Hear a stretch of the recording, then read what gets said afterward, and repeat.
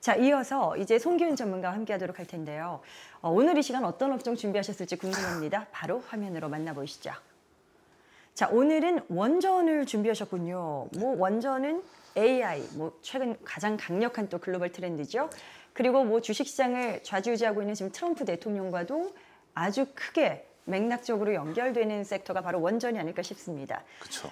어떤 배경이 있다고 보셔서 이걸 또 꼽아오셨을까요? 최근에 이제 AI 산업이 급격한 성장은 이제 데이터 센터의 막대한 전력 소비를 유발하고 있거든요. 그래서 AI 모델을 훈련하고 운영하는 데 필요한 컴퓨팅 자원은 엄청난 양의 전기를 필요로 합니다. 이러한 전력 수요를 충족시키기 위해서 현실적이고 안정적인 에너지원으로 채택한 게 이제 원자력인데요. 네. 원자력 발전은 좁은 부지에서 대량의 전기를 24시간 안정적으로 생산할 수 있고요. 신재생 에너지와 달리 어떤 기후의 변화에 따라서 어떤 영향도 없이 안정적인 전력을 꾸준히 공급할 수가 있습니다. 이런 이유로 해서 이제 마이크로소프트나 오픈 AI 등 기술 기업들은 소형 모듈 SMR이라고 그러죠. 소형 모듈 원전에 투자를 하고 있고요. 차세대 원자력 기술을 개발하는데 사활을 걸고 있습니다. 최근에 증권가에서도요, 원전주는 계속해서 주목해볼 필요가 있다라고 이야기를 하고 있는데 관련된 이슈가 또 나사의 달 원자력 발전소 건설 이슈가 있습니다. 자, 이렇게 된다면 지금 미국 증시에서도 관련주가 움직임이 있었고요. 우리 시장에는 어떤 영향을 미칠 수 있다고 보는 건지 크게 반향이 좀 있을까요? 네, 전 맨 처음에 이 뉴스를 봤을 때 과연 현실적으로 가능한가 하는 의문이 들었죠. 달에다가 건설을 하는 거잖아요. 예, 네. 이제 이렇게 되면 이제 SMR을 먼저 좀 알아야 되는데 SMR이 맨 처음에 어떻게 탄생하게 되냐면 핵잠수함 아시죠? 네. 핵잠수함에 쓰는 소형 원자로를 갖다가 SMR이라고 합니다. 거기서부터 발전을 했기 때문에 이 달에도 충분히 건설이 가능하다고 좀 생각을 하고 있고요. 이 계획의 핵심은 달의 극한 환경에서도 작동할 수 있는 소형 원자력 발전 시스템을 건설하는 것이거든요. 다른 태양광 발전이 어려운 게 한 2주 동안 이제 밤이 연속되고요. 그다음에 극지방 같은 경우에는 태양광이 전혀 들어오지는 않습니다. 그래서 이를 해결하기 위해서 태양광에 의존하지 않고 이제 꾸준히 전력을 공급할 수 있는 소형 모듈 원전 이게 지금 화두가 되고 있거든요. 주요 목표는 이제 달에서 10년 이상 안정적으로 40kW 이상의 전력을 생산하는 시스템을 구축하는 거고요. 이 달기지 운영에 필요한 전력을 충전하고 산소 생산, 물, 정제, 과학 연구 등 다양한 활동을 하는데 필수적인 게 바로 이 소형 모듈 원전이거든요. 그래서 이 나사에서 이 달에다가 원자력 발전소 건설 계획이 국내 원전 산업에는 직접적인 영향을 이어질지는 아직 솔직히 미지수입니다. 그렇지만 이제 주식이라는 게 이제 모멘텀을 굉장히 중요시하고 있거든요. 그래서 한국은 소형 모듈 원전 이 기술을 포함해서 원자력 발전 분야에서 높은 기술력을 보유하고 있고요. 또 나사 프로젝트가 진행되면서 미국 기업들하고 한국 기업들하고 이제 기술 제휴를 해서 협력할 가능성이 굉장히 높다고 보고 있습니다. 그래서 결론적으로 이제 나사의 달 원자력 프로젝트는 국내 원전주들의 이제 즉각적인 모멘텀으로 작용할 거로 보이고, 그 다음에 이 장기적으로는 이제 한국 업체와 미국 업체의 이 협력 수혜를 갖다 기대해도 좋을 것 같습니다. 알겠습니다. 지금 말씀하시면서 소형 모듈 원자로죠. 이 SMR을 여러 차례 언급을 하셨는데 AI 기술이 급속히 발전을 하면서 데이터 센터 건립이나 이런 이슈가 상당히 아주 중대한 그런 또 사안이 됐고요.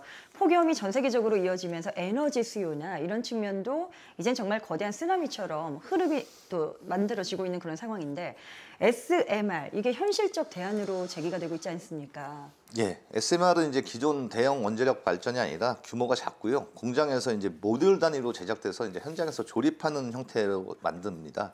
이러한 특징 덕분에 SMR은 여러 가지 장점을 갖고 있는데요. 특히 이제 날씨에 영향을 받는 재생에너지와 다르게 이제 24시간 안정적인 전력을 생산할 수가 있고요. 그다음에 이제 화력 발전소나 가스 발전하고 달리 이제 운전 중에 탄소를 배출하지 않습니다. 그래서 기후 변화 대응에 효과적이고요. 그다음에 이제 넷제로를 많은 글로벌 기업들이 넷제로를 신형하는데 이 SMR이 굉장히 좀 중요한 역할을 할 것으로 보이고 있습니다. 또 SMR은 이제 크기가 작아서 전력 소비자 근처에다가 설치할 수 있고요. 이런 이제 송전선 건설과 비용을 압도적으로 좀 줄일 수가 있습니다. 또 그다음에 SMR 같은 경우는 기존 원전보다 안전 시스템 진보된 안전 시스템을 갖추고 있습니다. 자연 대류 방식을 이용해서요. 외부 전원 없이도 냉각이 가능하고 사고 발생 시 방사성 물질이 외부 유출이 차단이 되고 가능하게 만들어놨습니다. 그렇군요. 그래서 네. AI와 이제 클라우드 서비스가 폭발적인 성장을 주도하고 있고요. 지금 현재 산업에서 이 산업을 주도하는 빅테크들이 이 소형 모듈 원전 시장에 적극적으로 뛰어들고 있습니다. 원전 사업이라는 게 오늘 시작해서 뭐 내일 끝난다 이런 개념의 사업이 아니잖아요. 사실 네. 성격상 뭐 엄청난 또 생각보다 긴 시간이 소요될 수도 있기 때문에 내가 과연 원전주에 투자를 한다면 어떻게 타이밍을 잡아야 할까? 이 부분을 궁금하실 것 같습니다. 뭐 유의해야 될 팁이나 뭐 이런 정보 같은 게 좀 있을까요? 예, 말씀하신 대로 원전 산업은 이제 초장기 프로젝트입니다. 그러니까 설계부터 건설, 운영, 그다음에 해체에 이르기까지 수십 년이 걸리는 사업이고요. 원전 관련주에 투자할 때는 이 사업 수주 시기가 진행상을 주의 깊게 살펴서 투자하는 것이 좋습니다. 원전 사업은 일반적인 건설 프로젝트와는 비교할 수 없을 정도로 복잡하고 긴 과정을 거치게 되어 있는데요. 네. 우리나라는 현재 여러 국가와 기업이 경쟁하는 국제 입찰을 통해 사업을 따내는 단계입니다. 이 시기에 이제 관련 기업들의 주가가 수주 기대감으로 좀 상승을 하고 있고요. 수주 이후에는 수많은 규제와 안전 기준을 충족해야 되는 이제 복잡한 과정을 거치게 되어 있습니다. 발전소 완공 후 그다음에 수십 년 동안 안정적으로 운영하는 유지 보수하는 단계까지 거치게 되기 때문에 네네. 이 원전을 갖다 수주하게 되면 상당한 메리트가 있는 그런 사업입니다. 그다음에 이제 가장 큰 주가 상승 요인은 이 신규 원전 발표가 있고요. 수주 이슈가 있죠. 예, 수주 네. 이슈 그다음에 나라에서 정책적으로 어떻게 원전을 갖다가 산업을 키우냐 하는 이슈가 있거든요. 이 두 가지 이슈와 이 수주 이슈를 갖다가 확인하시고 그 다음에 접근하는 전략을 세워야지 좋지. 그냥 무조건 그냥 원전이 괜찮다더라 이렇게 해서 접근하면 좀 낭패를 볼 가능성도 큽니다. 네. 자, 함께 하시는 김정숙 전문가께서는 원전주에 대한 시각이 좀 어떠실까요? 앞서서 쭉 함께 또 의견 들으셨는데요. 원전주는 최근 여러 긍정적 요소와 함께 투자 매력도가 높아진 분야입니다. 석탄을 제치고 한국 최대 발전원이 되었고 글로벌 원전 시장 규모도 빠르게 커지고 있습니다. 폴란드, 체코와 사우디아라비아 등 신규 원전 사업에 한국 기업들이 참여하면서 기대감이 커지고 있습니다. 신규 원전 건설 및 노후 원전의 계속 운전 사업 등 원전 해체 시장도 장기적으로는 중요한 성장 동력이 될 수가 있겠습니다. 또한 인공지능 데이터 센터 폭발적인 성장으로 전력 수요가 급증하면서 원전의 중요성이 더욱 커지고 있습니다. 정책 테마 플러스 실적 성장 기대감의 섹터입니다. 네, 김정숙 전문가께서도 원전 투자의 앞날을 또 긍정적으로 보고 계십니다. 자, 계속해서 송기훈 전문가의 투자 전략 궁금하다 하시는 분들 카카오 채널 필살기 고수 외전을 검색해서 친구 추가하시면 되겠습니다. 더 많은 정보를 만나보실 수 있겠습니다. 자, 이제 종목을 또 파헤쳐 봐야죠. 첫 번째 토픽 바로 확인해 보시죠.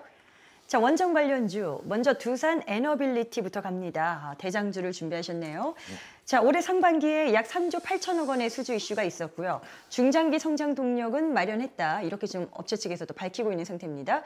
하반기 포함해서 연간 기준 10조 7천억 원 가량의 그런 또 목표를 두고 있는데 하반기 어떨까요? 뭐 이익 개선세가 더 뚜렷해질 거라 보십니까? 예, 맞습니다. 이제 두산에너빌리티는 연간 목표인 이 10조 7천억 수주 달성은 무난할 거로 예상이 되고 있고요. 네네. 현재 주요 수주 계획은 다음과 같은데 이제 이집트 엘다바 원전, 카자흐스탄 복합 화력 발전소, 루마니아 체르나보다 원전 정도를 갖다 이제 수주를 했고요.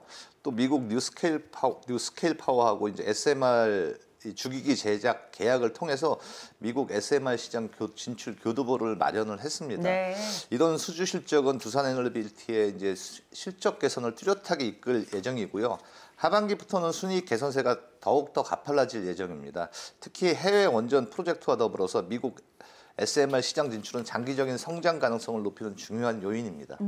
유럽 관련 이슈도 하나 좀 짚어보도록 하겠습니다. 슬로바키아가 최근에 미국의 웨스팅하우스를 신규 원전 공급사로 선정했다. 이런 소식이 들려왔는데요. 뭐 내부적으로 잡음이 있다고는 하더라고요. 하지만 뭐 계약 자체에는 영향이 없을 거라고 가정했을 때 웨스팅하우스의 주요 파트너사가 또 두산 에너빌리티 아니겠습니까? 그렇게 되면 유럽 수주 관련해서 뭔가 또 하나의 물꼬가 트이게 되는 걸까요? 그렇죠. 이제 미국 웨스팅하우스하고 이제 두산 에너빌리티는 이제 협력 관계에 있고요. 이 주요 파트너로서 유럽에서 이제 손잡고 서로 수주를 갖다가 계획을 하고 있습니다. 또 두산 에너빌리티 같은 경우에는 웨스팅하우스에서 미국에서 추진하는 SMR 프로젝트에 이어서 그러니까 APR 1400 원자로 같은 대형 원전 주요 기자재를 공급하는 파트너 계약을 맺었고요. 네. 웨스팅하우스 원전 설계 및 기술 분야에서 강점을 가지고 있고 두산 에너빌리티는 원자로, 증기 발생기 등 핵심 설비 제작에 뛰어난 기술력을 가지고 있습니다.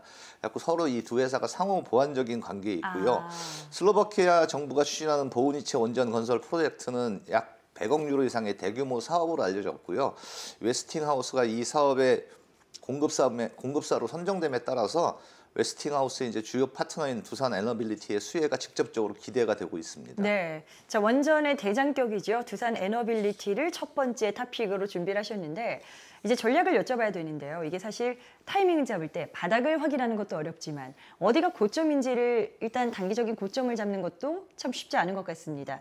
두산 에너빌리티가 7월 30일에 52주 신고가를 경신을 했거든요. 그 이후에는 뭐 어떻게 될까요? 좀 탐색하는 과정이 더 길어질까요? 그래서 저는 이제 충분히 이제 조정은 좋다고 보고 아, 있고요. 네네. 상승 두산에너빌리티 주가 상승 모멘텀을 지지하는 요인들은 여전히 유효하다고 보고 있습니다.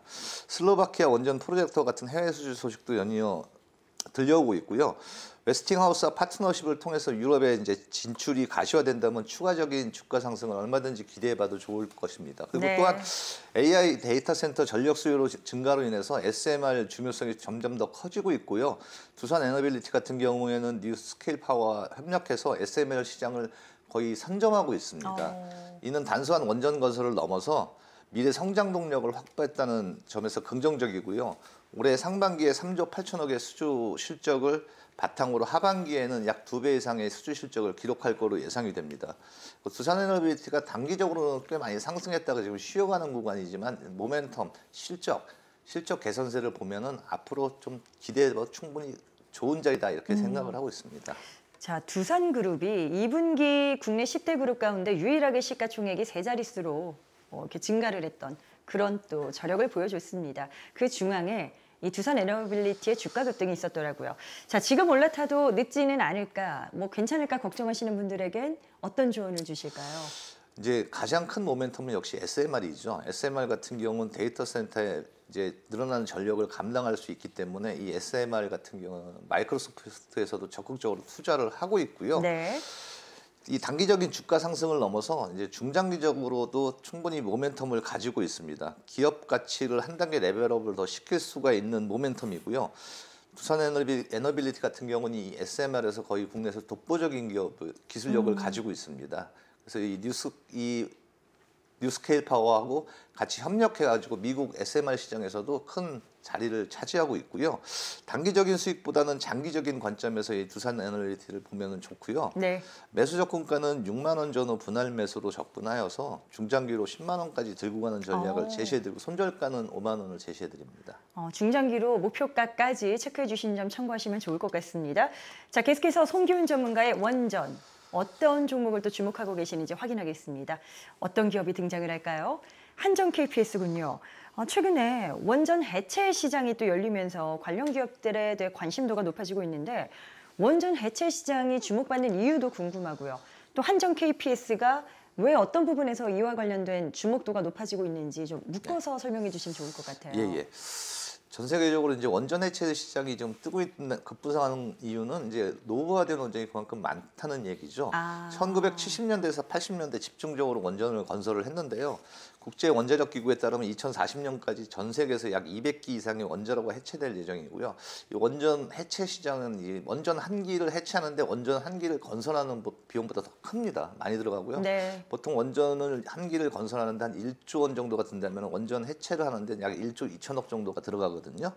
그래서 노후화된 원전은 안전 문제와 환경 오염 리스크를 안고 있기 때문에 그 처리 비용이 이 만드는 비용보다 좀 많이 높습니다. 네네. 그래서 따라서 안전하고 효율적인 해체 기술에 대한 수요가 높아지고 있고요.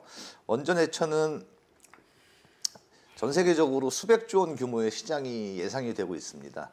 한전 KPS는 국내 유일의 발전 설비 전문 회사로서 원전 해체 시장의 핵심 플레이어로 지금 시장의 주목을 받고 있고요. 한전 KPS 같은 경우에는 국내 모든 원자력 발전소의 정비 및 유지 보수를 담당해 왔기 때문에 이 쌓여있는 기술력이 굉장히 높습니다. 또 이 원자력 설비에 대한 높은 이해도와 기술력은 해체 과정에서 필수적인 역량이고요. 이 필수적인 역량을 가지고 있는 회사가 바로 한전 KPS입니다. 이 한전 KPS는 원전 해체 과정에서 발생하는 방사선 폐기물 관리, 오염 제거 기술, 그다음에 정부 주도에서 해체 연구 과제에도 적극적으로 참여를 하고 있고요. 네. 이 원전 해체라는 새로운 시장에서 기존의 원전 유지 보수라는 안정적인 시장을 같이 겸해서 독보적인 위치에 자리하고 있고요. 원전 관련 투자로서는 굉장히 매력적인 종목으로 보고 있습니다. 원전 해체뿐 아니라 기존의 원전 유지 보수 쪽에서도 절대적 강자다, 매력을 가지고 있다 하셨는데 필리핀 쪽 수주 성공 이슈가 있더라고요. 필리핀의 1, 2한 복합발전소 정비공사 수주에 성공했다, 이렇게 밝혔는데 이게 과거에도 이미 20년 이상을 계속해서 수주해오던 그런 건이더라고요. 그렇죠. 그런데 또 수주를 성공했다는 건 그만큼 이 한전 KPS에 대한 신뢰도가 상당하다는 거겠죠? 예, 맞습니다. 이제 한전 KPS가 이제 필리핀 1, 2한 복합 화력 발전소 정비 공사를 다시 수주한 게 단순한 계약을 넘어서 한전 KPS의 기술력이 인정됐다고 보는 게 타당합니다. 네. 한전 KPS는 2000년도에 1, 2한 발전소 준공을 위해서 24년간 정비 사업을 도맡아 왔거든요. 이는 24년 장기간에 걸쳐서 고객으로부터 탁월한 기술력과 운영 역량을 인정받았다는 것과 다름없습니다. 경쟁 입찰 시장에서 특정 기업이 20년 넘게 사업을 독점한다는 것은 매우 이례적인 일이고요. 발전소 정비는 매우 복잡하고 고도의 기술을 필요로 하는 분야입니다. 특히 발전소 효율을 극대화하고 안정적으로 운영하기 위해서는 정교한 기술력이 필요하고 한전 KPS가 24년간 정비 공사를 성공적으로 수행했다는 것은 발전소 운영 및 효율 및 안전성 측면에서 경쟁상보다 우위를 갖고 있다는 것을 증명하고 있습니다. 경쟁력을 충분히 보유한 거겠죠. 네. 이번 수주는 이제 한전 KPS가 이제 동남아 발전 시장에서 독보적인 입지를 다지고 있다는 것을 다시 한번 증명해줬고요. 이를 바탕으로 향후 동남아시아를 비롯한 해외 시장에서 추가적인 수주를 기대할 수가 있습니다. 뿐만 아니라 이 중동, 요르단, 파키스탄, 인도 등 여러 국가에서도요 경쟁 입찰을 갖다 참여를 계획을 하고 있고요. 네네. 한전 KPS가 이제 글로벌 발전 설비 정비 시장에서 새로운 강자로 자리매김하고 있습니다. 자, 그렇다면 역시 또 전략을 세워보도록 하겠습니다. 한전 KPS 주가가 최근에 다시 또 분위기가 좋아지는 모습입니다. 주가를 보니까 장기적으로 박스권이 있긴 했는데요. 최근에 단기적인 그런 이평선에 좀 올라서고자 하는 그런 또 시도가 나타나고 있어서 지금 들어가는 게 문제 없을지 궁금해지거든요. 예, 한전 KPS 같은 경우에는 주가가 장기적으로 좀 상승했는데 길게 월봉으로 보시면 굉장히 오랜 기간 동안 이제 조정을 받았습니다. 최근 이제 그 장기적인 박스권을 벗어나면서 거래량이 터져주고 긍정적인 움직임을 좀 보여주고 있고요. 국내 모든 원전의 정비 및 유지 보수를 담당하는 독점적 지위를 통해 안정적인 매출과 수익도 확보를 하고 있습니다. 그리고 최근에 이제 필리핀 발전소 정비공사 재수주 사례에서도 보듯이요. 해외 시장에서도 기술력을 상당히 인정받고 있고요. 네. 원전 해체 시장이라는 새로운 시장에서도 그 능력을 주목을 받고 있습니다. 그래서 한전 KPS 주가 상승은 이제 단기적인 이슈가 아니라요. 중장기적인 이슈로 접근하는 것이 충분히 가능하고요. 네네. 장기적 관점에서 기업의 성장 잠재력을 보고 투자하는 것이 좋다고 생각을 하고 있습니다. 매수 접근가는 5만 원 전후 분할로 매수 접근하여서 7만 5천 원까지 보유하는 전략을 제시해드리고요. 손절가는 4만 원 제시해드리겠습니다. 알겠습니다. 한전 KPS까지 추천하시는, 긍정적으로 보시는 그 이유와 여러 가지 전략적인 부분들을 체크해봤습니다. 계속해서 김정숙 전문가, 송기훈 전문가와 함께하고 싶다 하시는 분들은 카카오 채널 필살기 고수 외전을 검색해서 친구 추가하시면 더 많은 내용들 확인이 가능합니다. 자, 그리고 SBS 비즈 증권 이 유튜브 채널이 있습니다. 이 구독을 통하셔서 또 출연 전문가들의 라이브 방송도 진행되고요. 또 다양한 정보가 준비되어 있다는 점 함께 말씀드리겠습니다. 모든 투자의 최종 판단은 투자자 본인에게 그 책임이 있습니다. 항상 자신의 원칙에 맞추어서 현명한 투자하시길 바랍니다.